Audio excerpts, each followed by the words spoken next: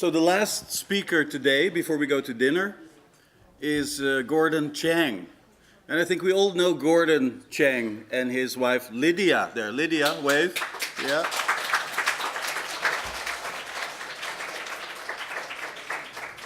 Gordon has been very generous to FAPA. He has traveled to several chapters, even Wappinger Falls, right, Thomas? Yeah. And, oh yeah? All right. And he's very loyal to FAPA, and we're very grateful for that, Gordon and Lydia. Gordon reminded me that when we did our first convention, who was there? Who remembers that? In 2003, except Charon. Oh, you see? We did our first convention in 2003. Minchi was the president, so he was there too. And Gordon reminded me that during his speech, the lights went out. And he said, everybody said it was the Chinese who had done that. And Gordon, we know from CNN, right? He always talks about CNN, at CNN and Fox. He's a lawyer, went to Cornell, and you can read his whole bio in the handbook. He's a writer, blogger, and he went on The Daily Show with Jon Stewart. I think young people like me enjoy that very much. And he wrote The Coming Collapse of China, right, in 2001. And Miss C.Y. Chang, who just, we were talking, and she says she had it prominently displayed in her bookshelf. And so have many of us, many others. So, always a pleasure for me to introduce Gordon Chang.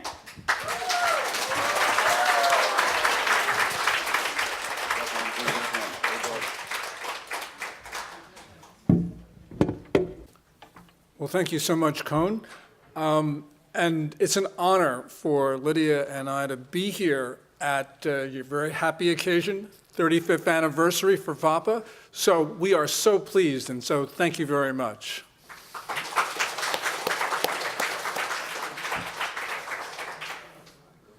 But on this happy occasion, I have come here to give you some bad news, very bad news for China.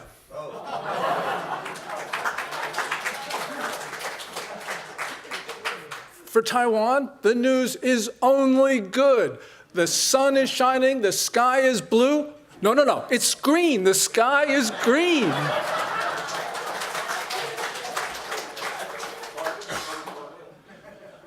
But we need a little background.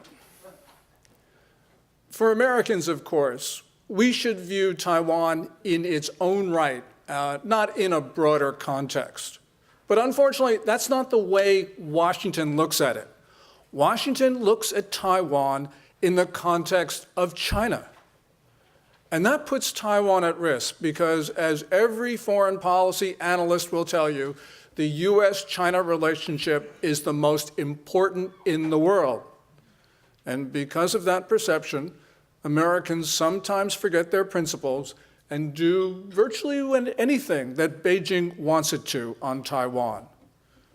Now, all of you have heard this before, but what you might not have heard is that America no longer has a China policy. And that's a good thing. It's a very good thing in general, and it's good for Taiwan.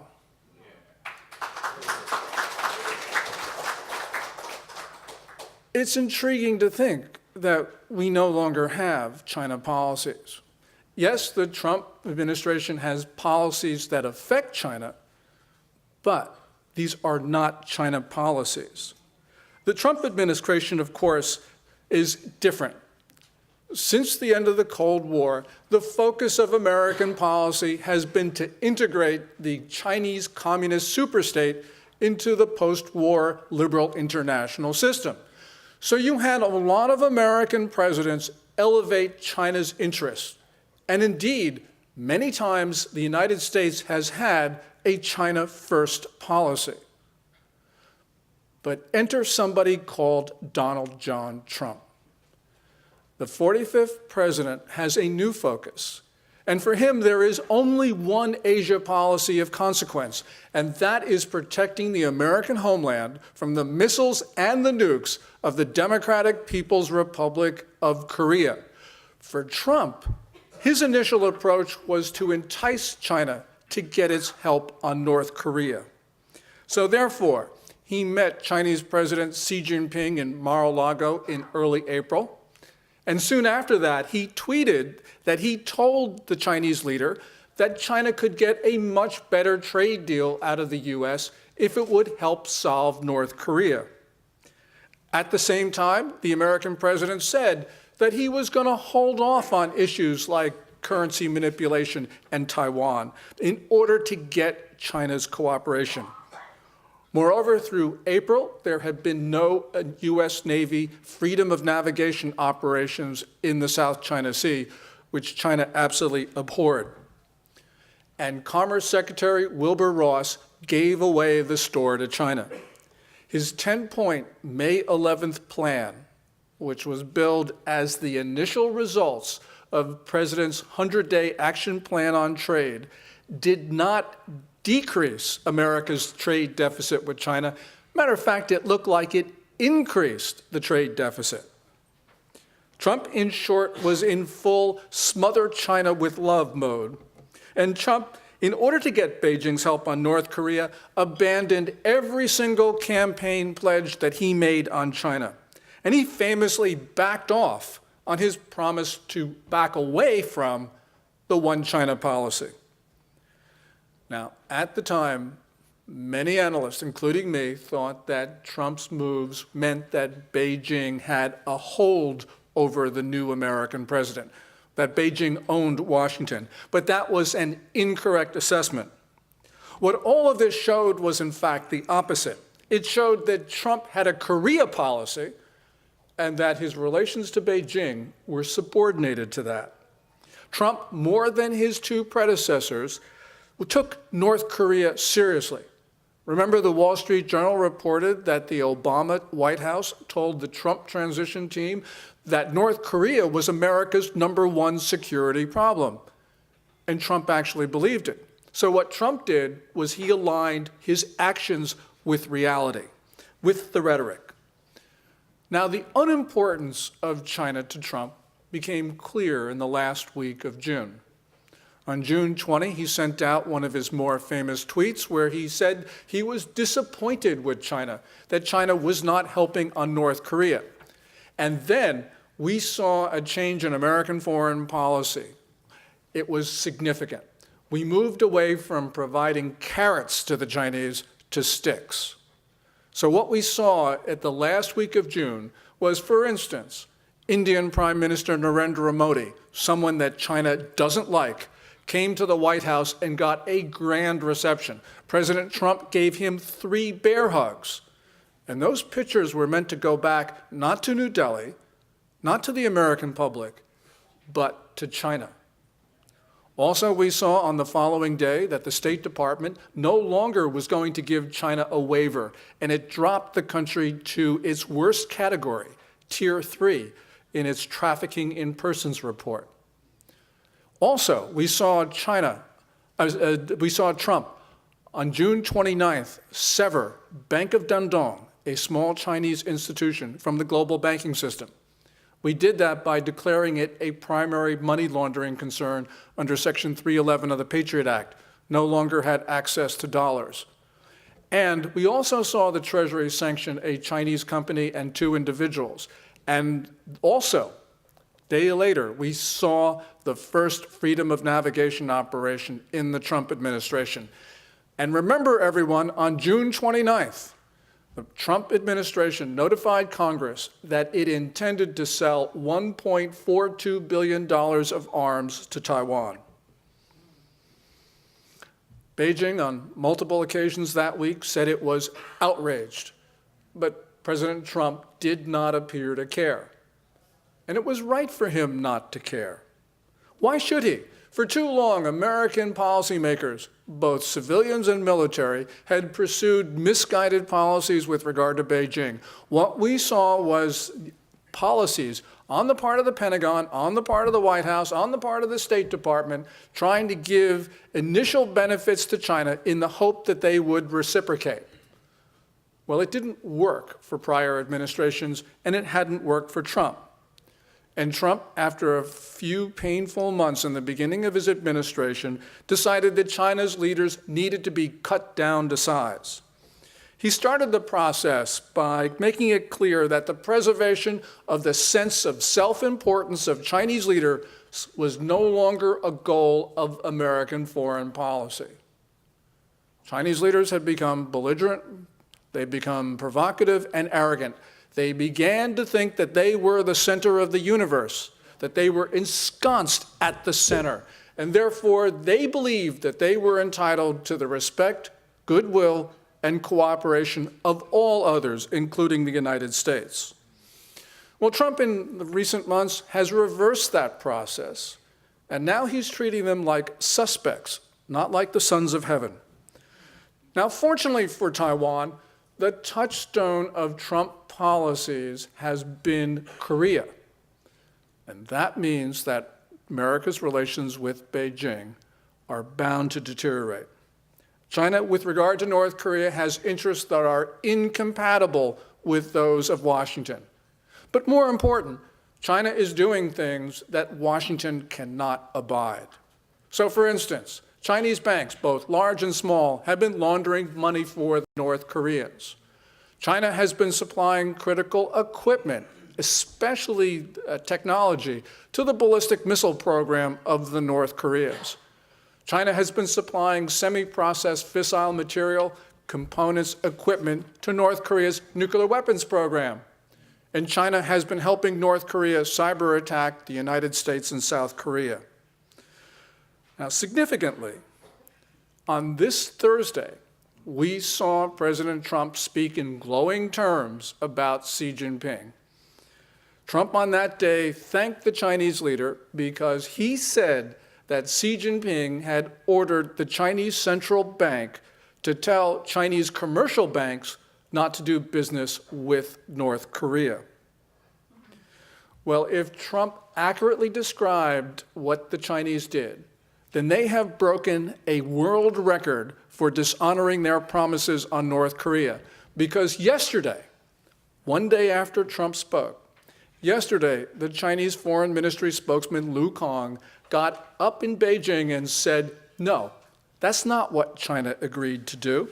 He said that the People's Bank of China, the central bank, had not ordered Chinese commercial banks not to open up new accounts with the North Koreans. So this denial suggests that Beijing and Washington, despite all those happy words from the president on Thursday, they're on a collision course. Why? Because on Thursday, President Trump, in addition to saying nice things about Xi Jinping, also announced sweeping sanctions on foreign companies that did business with North Korea. Obviously, President Trump has lost patience with North Korea and to a lesser extent with China. And now he is going to impose a much more coercive policy. And this policy, more coercive, is probably going to last for years. Trump's measures were contained in an executive order. And that executive order did many things, but perhaps the most important was it targeted foreign financial institutions that were supporting trade between North Korea and others. And it also targeted foreign financial institutions that were knowingly involved in doing business with certain North Koreans. Now, banks involved in these prohibited dealings will no longer have access to dollars. They will not be able to transact business anywhere in the world in dollars. For an international bank, that's essentially a death sentence.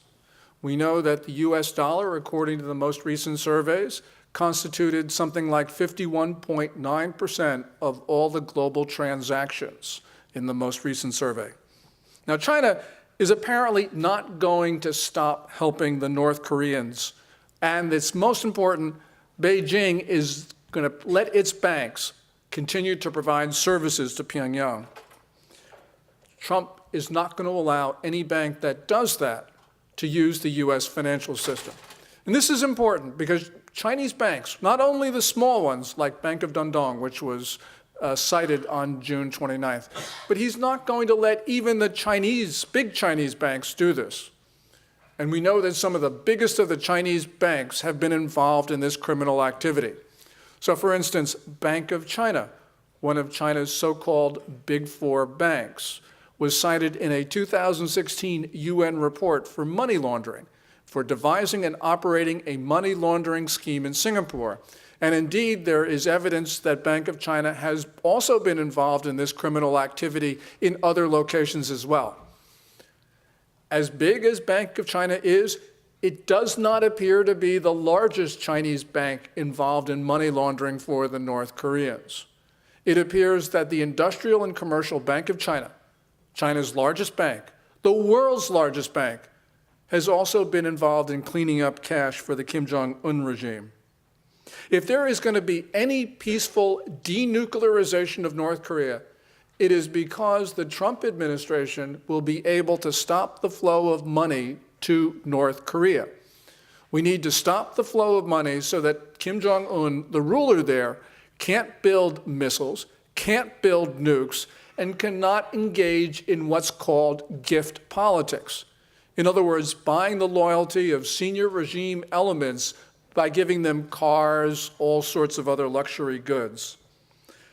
This means that at some point, there will be, in this zero-sum contest between the United States and North Korea, there will be problems with Beijing. Trump has announced new rules, and the Chinese on Friday, yesterday, just announced that they're not going to follow them. So we should look for continued friction between Washington and Beijing, because we know now that there is only one international issue that Trump cares about. That's North Korea. So who benefits from all of this friction between Washington and Beijing over the North Korean nuclear problem? Well, that's Taiwan, of course. Now, as a general matter, as these disagreements between Washington and Beijing grow, and they certainly will grow, Taiwan will be seen as a necessary partner and a friend to not only the United States, but also the international community. And this friending process is a continuation of what we have seen in the last couple years. China by now has more adversaries than it has friends. And even in previous years where the power of China seemed to inexorably grow, we have seen China lose its friends, especially along its southern and eastern peripheries. Take Japan. On a clear day, you can see Taiwan's mountains from Japan's soil. In fact, Japan's westernmost inhabited island, Yonaguni, is south of Taipei and is within 58 nautical miles of the east coast of the main island of Taiwan. The Japanese are keenly aware of this geography, and they know that a Taiwan in China's hands would be a mortal threat to Japan. As Arthur Walden has said, Taiwan and Japan form a single unit, and Tokyo will not let the Chinese have the island. And when we talk about the big picture, Japan, of course, by itself is a powerful friend for Taiwan to have. Because if China takes on Taiwan, it takes on Japan. If it takes on Japan, it takes on Japan's friends. Thanks to Chinese provocation, Tokyo is developing all sorts of ties, including military ties with countries in the region.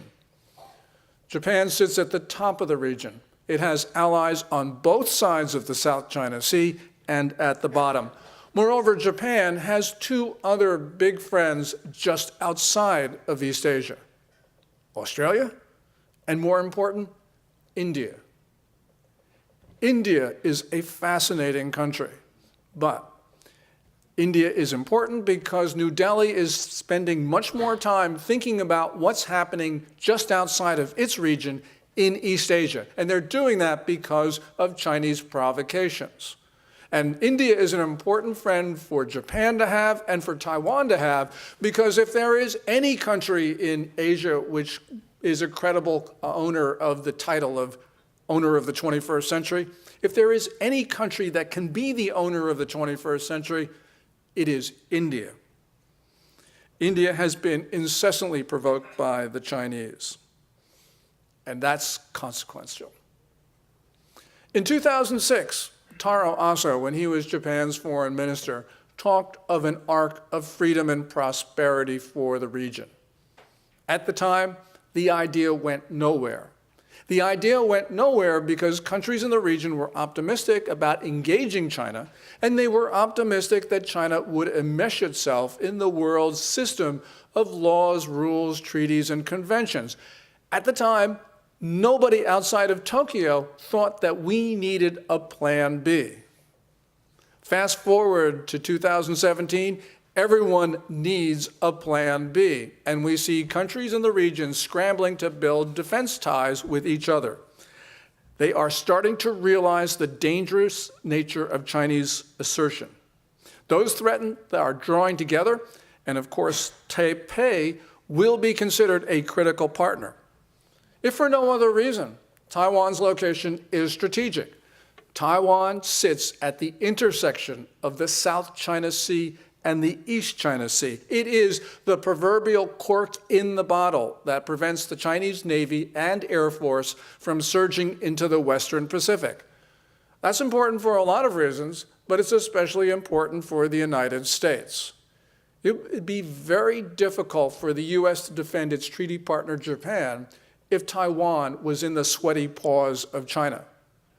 If we don't have Japan, it becomes virtually impossible for the United States to defend its other treaty partner, which is South Korea. But there's something even more important. What we are seeing is countries in the region are starting to understand that defending Taiwan is defending their own territory. So defending Taiwan is defending India, defending Taiwan is defending Japan, defending Taiwan is defending the United States, and defending Taiwan is defending freedom. We have to remember that the one thing that the United States cannot allow is for China to undermine a friendly, free society, Taiwan. China is an authoritarian state, a large authoritarian state that is attacking American values across the board. So Taiwan will no longer be this pariah that we have seen. It will no longer be the outcast. It will be considered central to a coalition of nations that are increasingly determined to defend themselves against Chinese provocations.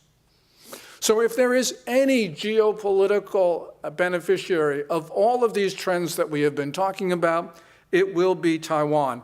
And of course, that's a good thing for 23.5 million people who live on the freest and the most endangered soil on East Asia.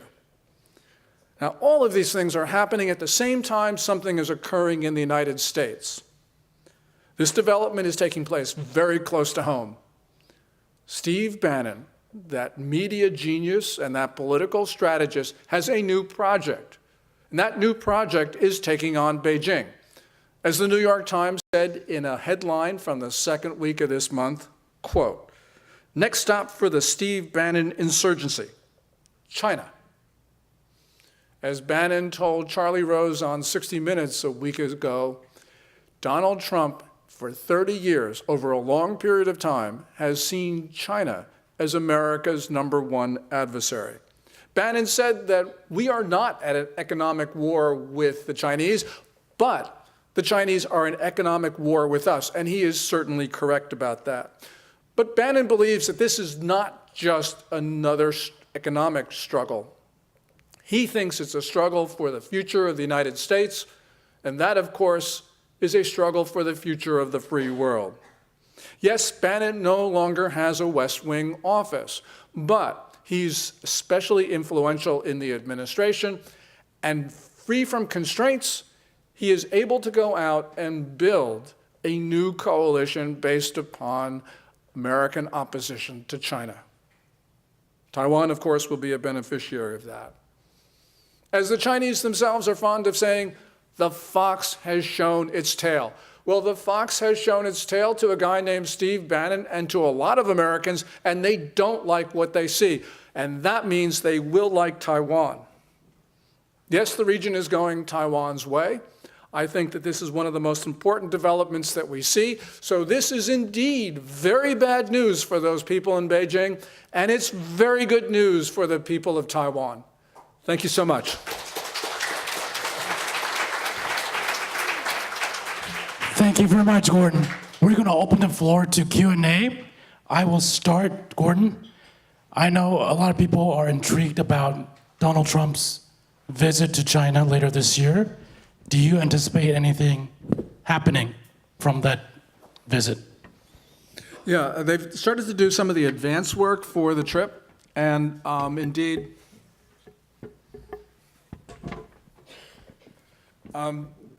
this is going to be an important event for the White House because the Chinese are building this up. Now, we got to remember that Trump is volatile, so we don't know if this trip will go forward until it actually goes forward, but I think it probably will. However, the content of that trip is going to really be dependent on North Korea because, as I mentioned, Trump really doesn't have a China policy, and it's going to be dependent on what the Chinese do. And by November, if we don't see Chinese cooperation on shutting down those flows of funds into North Korea, this could be a very unpleasant trip. I don't know how it will go out. I'm sure the Chinese are going to do all they possibly can to make sure the optics look good. I'm sure that the Kissinger faction in this country is going to do everything they possibly can to make sure that Trump doesn't say anything of substance, but we'll just have to wait and see. I'm keeping my fingers crossed. So you asserted that the Trump does not really have a China policy, and definitely probably doesn't have a Taiwan policy. All they have, or at least first and foremost, they have a North Korea policy. So if China is using North Korea as leverage, I think that Taiwan is more important to China than North Korea is, right? So what makes us think that this is not a game of chicken where China is just pushing this lever as far as it can go just so it can, make a play on something else? That's a great question. Sometimes events overtake these long-term Chinese thinkers. Everyone says, oh, the Chinese are long-term thinkers. They think in centuries. And indeed, you would think that Taiwan is more important to them than North Korea. But every once in a while, they get overtaken by events. So we go to 1950, where Mao is planning an invasion across the Strait of Taiwan. And what happens? His policy gets hijacked because Kim Il-sung had, with Mao Zedong's permission, invaded South Korea. And that was going very badly as General MacArthur, commander of UN forces, was on the doorstep of China at the Yalu River. So the Chinese then send their quote-unquote volunteers down the peninsula to fight MacArthur. And that meant that the invasion of Taiwan was put off. Now, I think that the Chinese have used Taiwan as a way, of course, to bedevil the United States, Japan, South Korea, and all the rest of it. But now the creation of the Chinese is starting to bite back. And it couldn't happen to a nicer group of people, in other words, the people in Beijing, because North Korea is hijacking their policies as well. So yeah, I'm sure that they would like to concentrate on taking over Taiwan. Xi Jinping himself had said, this problem cannot go on forever. And that was obviously a direct threat to deal with Taiwan in the immediate future. It didn't work out because right now, China is preoccupied by what's going on in North Korea, something that they can control, but they don't want to exercise the leverage to do so. And I think one thing's important about China right now. As I mentioned, we always think Chinese leaders are long-term thinkers. And in the long term, there is no country that gets hurt more from North Korea than China does. And the reason is China is the big country in East Asia, and it is the natural hegemon. But, with North Korea developing nuclear weapons, with possibility of South Korea wanting nukes as well, every country that gets the bomb marginalizes Chinese power. And so this is not really a good story for the Chinese. And in addition, of course, North Korean provocations push the region to the United States, and the Chinese do not want us there. But in the short term, the reason why the Chinese support North Korea is because every time North Korea does something provocative, launches a missile or detonates a nuke, we send our Secretary of State to Beijing, John Kerry and Rex Tillerson know the way how to get to China, and we plead for Beijing's cooperation. And because of that, we don't talk about things that are important to us, like predatory trade practices, South China Sea, cyber attacks, and of course, Taiwan. So the Chinese like this dynamic short term, but what the North Koreans have been able to do recently is they've been able to gain the initiative. And that means, I think, that they're pushing China around. China doesn't know what to do. And you can see this from the various statements from the foreign ministry and from others, that they have basically, at least on the short term, have lost control of this dynamic. So I don't think that they're thinking right now of using Taiwan to sort of get using North Korea to get Taiwan. I think that they have just lost the cue cards, which is a good thing for us. It's a good thing for South Korea. And of course, it's a good thing for Taiwan as well. Okay. My question is that can we make any progress of Taiwan's independence and international to promote international participation when our neighboring countries try to preserve their interests in preserving Taiwan and defending Taiwan? Because we can see that, as you mentioned, we can see that for decades, a lot of countries, Japan, Korea, and United States especially, try to defend Taiwan from possible invasion from China. We all know that.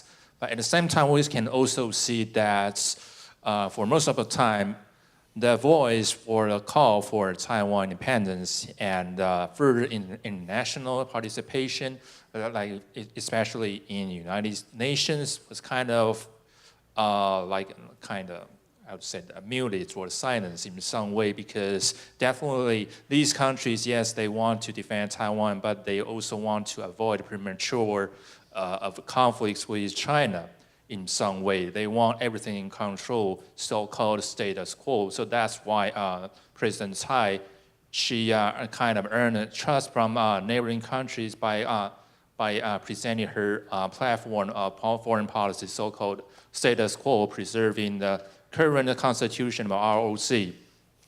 And she always tried to show her image of predictability to other countries, which means that it seems that to pursue a further independence of Taiwan seems pretty unlikely in the very in the short term. So, but you also mentioned that here's a chance for Taiwan, but is there any chance for Taiwan to pursue further independence and international participation in terms of the current situation? Do you see any chance or opportunity or prospects? Yeah, Thank you. I mean, it's a great question and it's an important one. I think that at least in the immediate future, I don't really see that that Taipei has that much opportunity to make a lot of progress. I do see the opportunity, though, in the not too distant future, like say a year or 2 years from now, because that's when the North Korean crisis becomes real.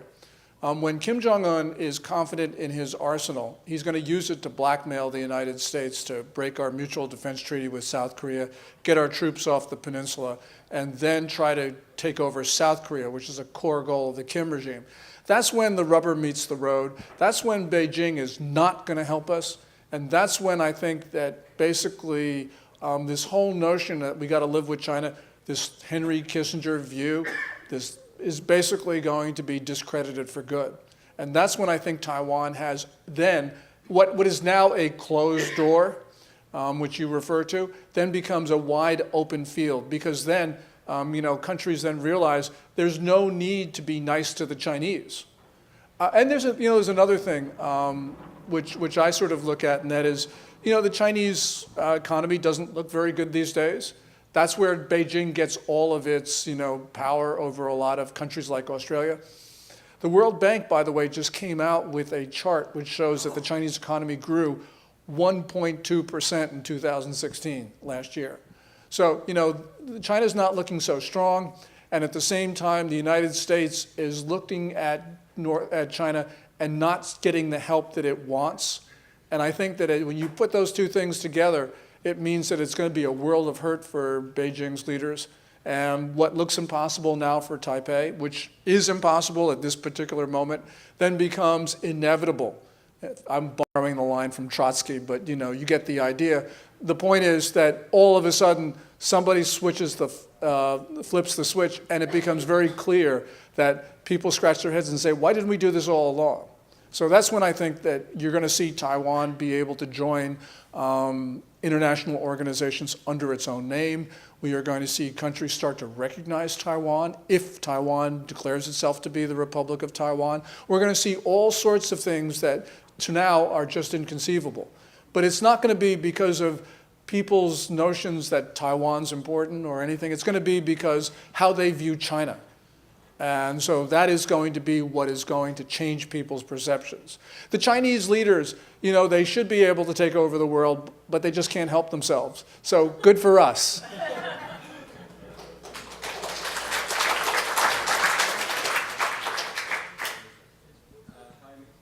Hello, Mr. Chang.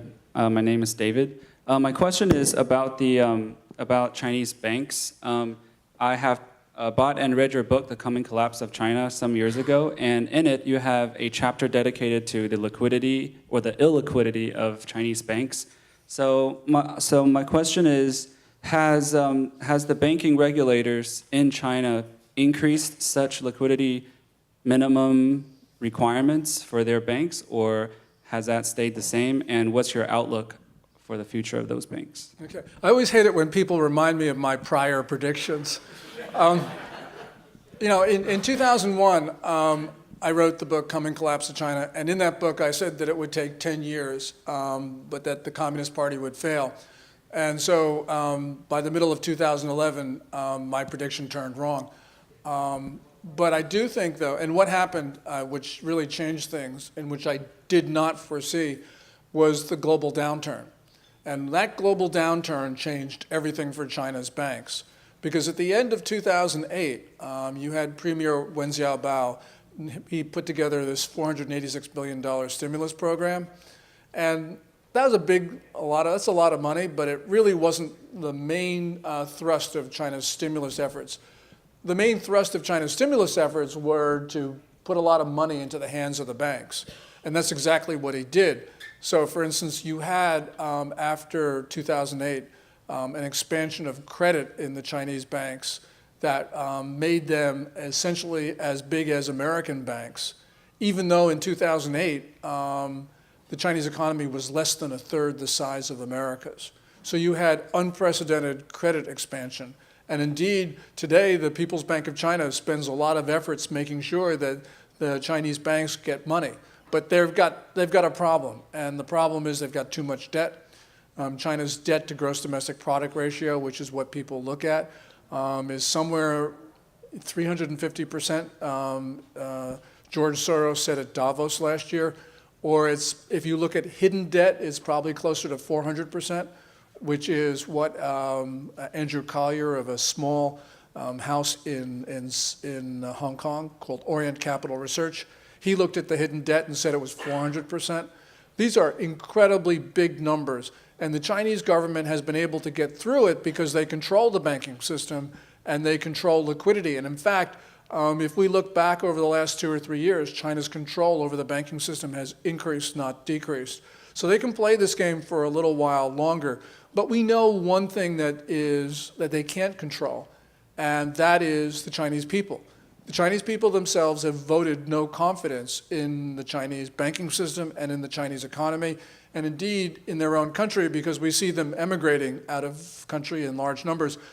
My dad did that at the end of the 1940s, and we're starting to see people do that now.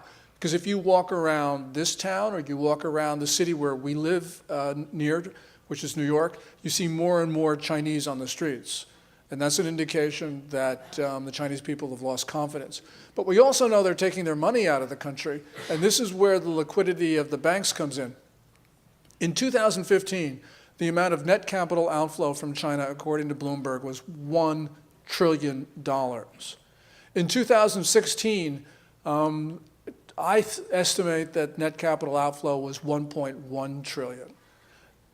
2017, the number is going to go down, but only because the Chinese government has decided it's going to act like a Latin American banana republic and impose all sorts of capital controls, some on the books, but many of them informal, So you now have people not putting their money into China because they can't reliably get it out.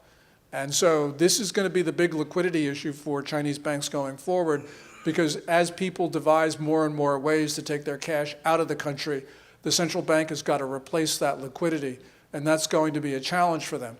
They've been successful. They've been more successful than I thought that they would be, but nonetheless, we don't think, and a lot of people now don't think that they'll be able to do that, because the dominant narrative in the financial community is that China is heading to a systemic debt crisis.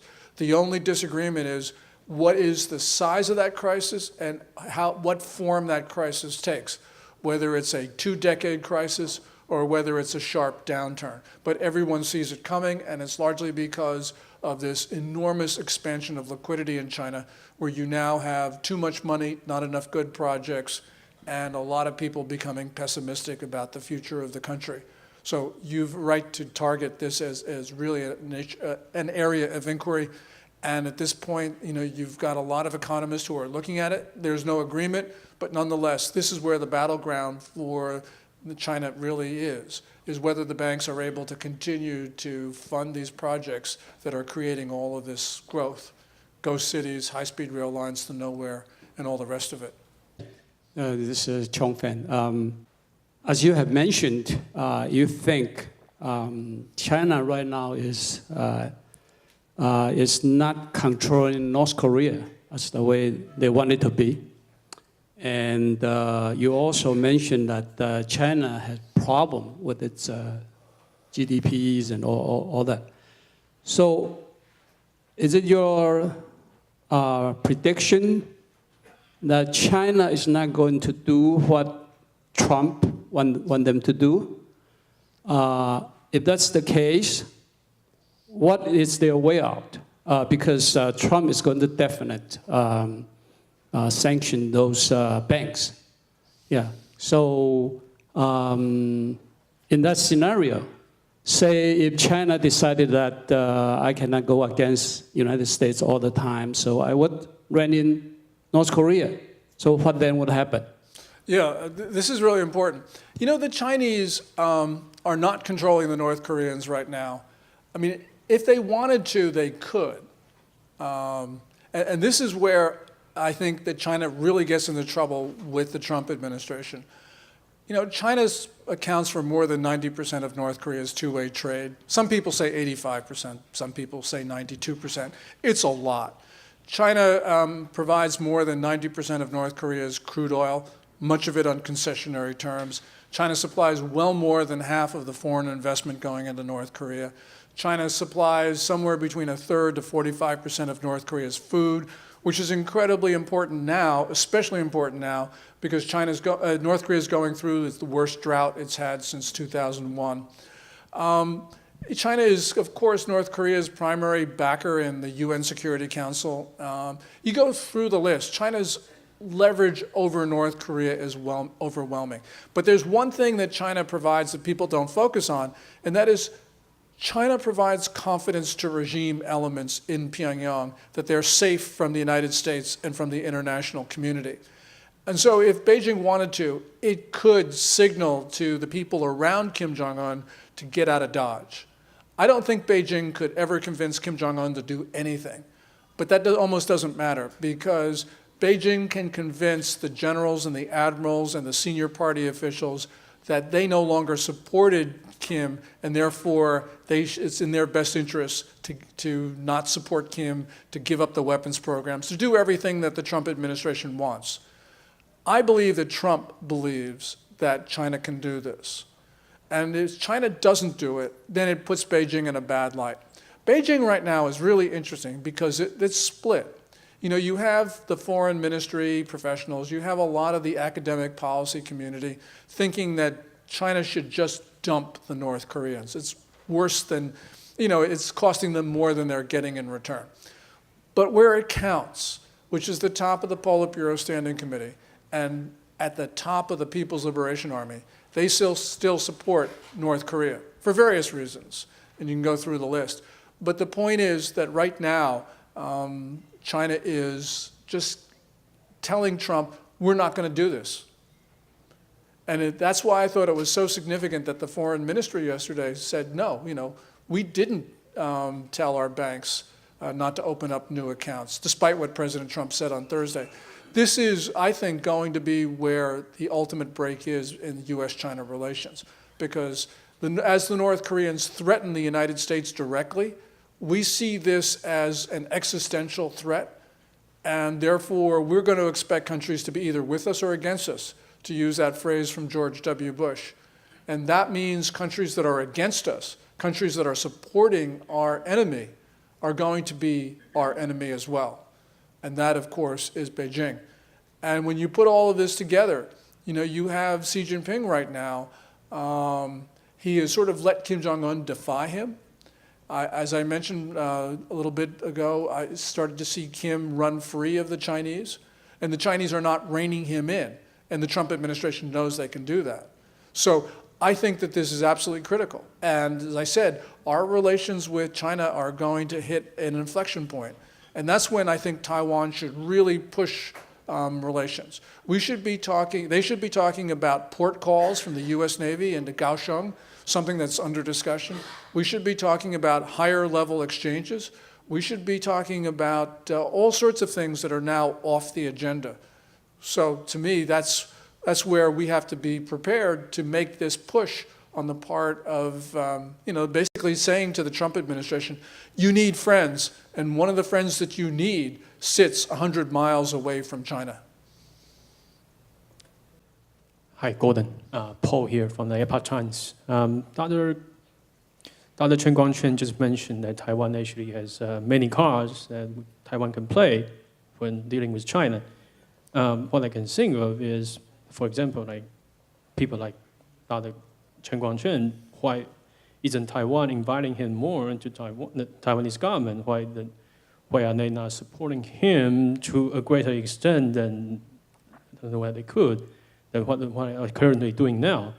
And maybe do you think it would be a good idea for Taiwan to spend more resources and efforts like supporting Chinese dissidents, right activists there, or even Tibetans or Uyghurs, or maybe just lend a greater voice, say, using Taiwan's radio broadcasting to China, increase the funding, increase the extent of that broadcasting, or maybe supporting things like VPNs in China to get them to help them to access more information.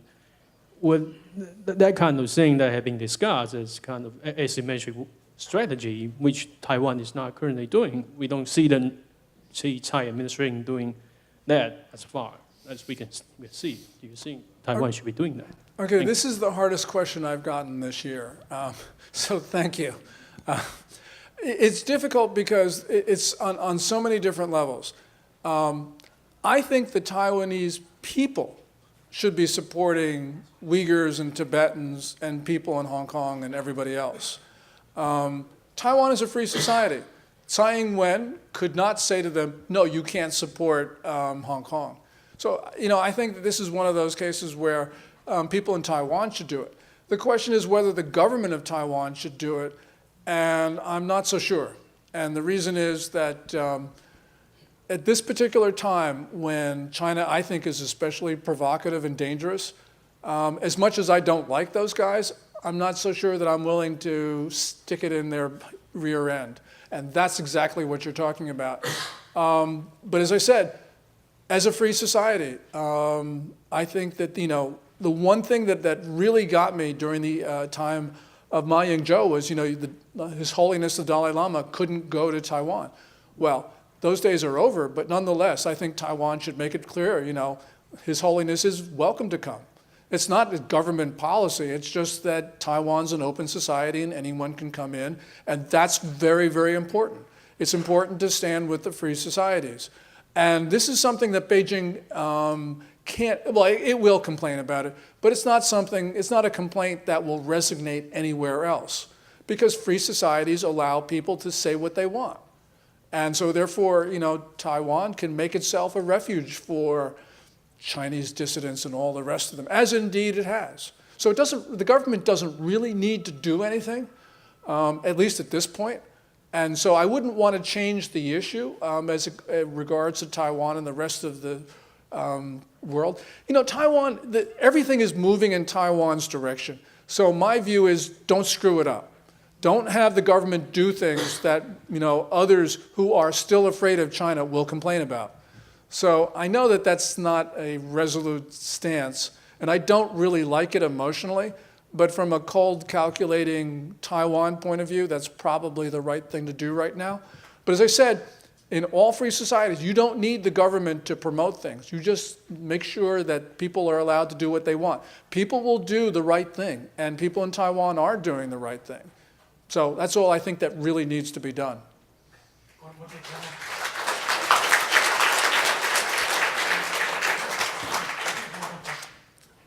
I love questions, so.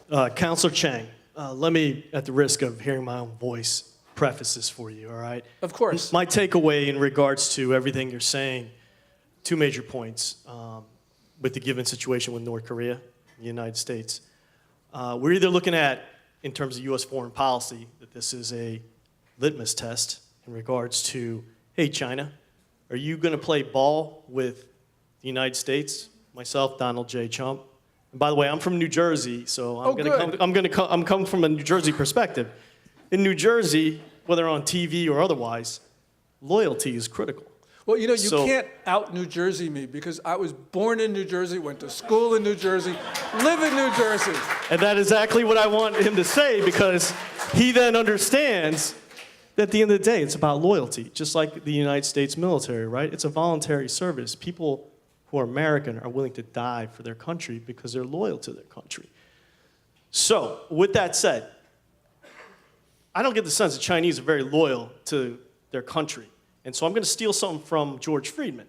There's always a possibility that on the second scenario, this little game of chicken, as Victor alluded to, with North Korea and the United States, and Trump trying to figure out, are you going to be loyal to me or not?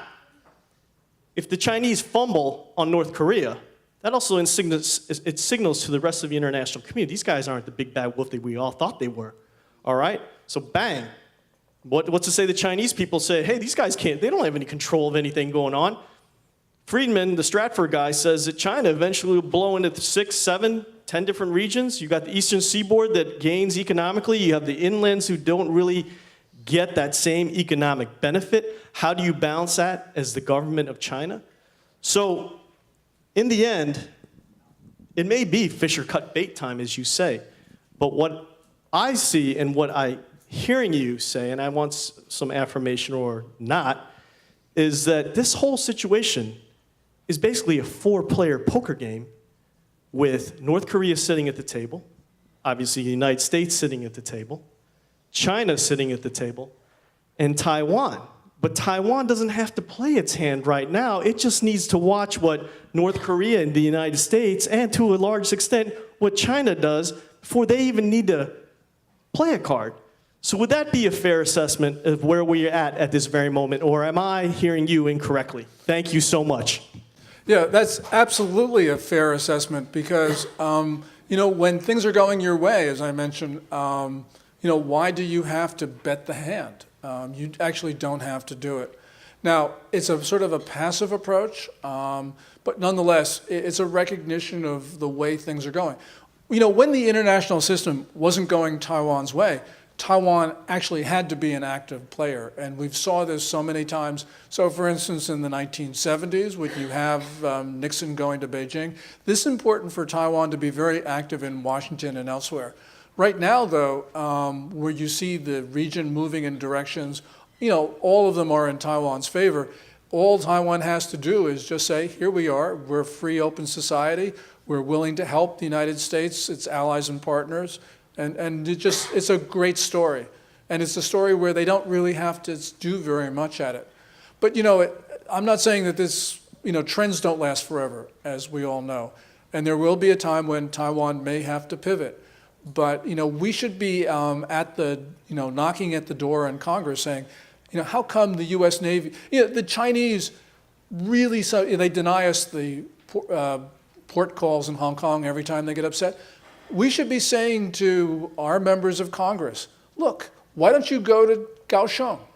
Here's a country that wants you to come. Here's a free society. Take advantage of it. So these are the times right now where I think that we can actually say things which are not controversial, but which will resonate with members of the House.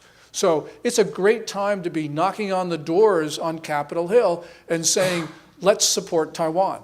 You've got a House Committee on Foreign Affairs. You've got a chairman, Ed Royce, who is willing to do the right thing.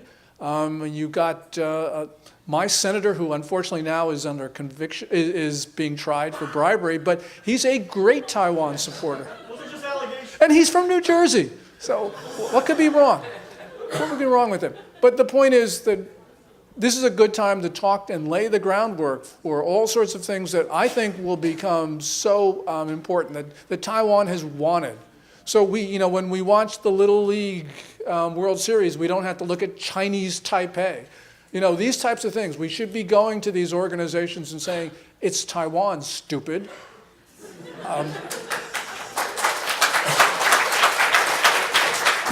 Gordon, thank you so much.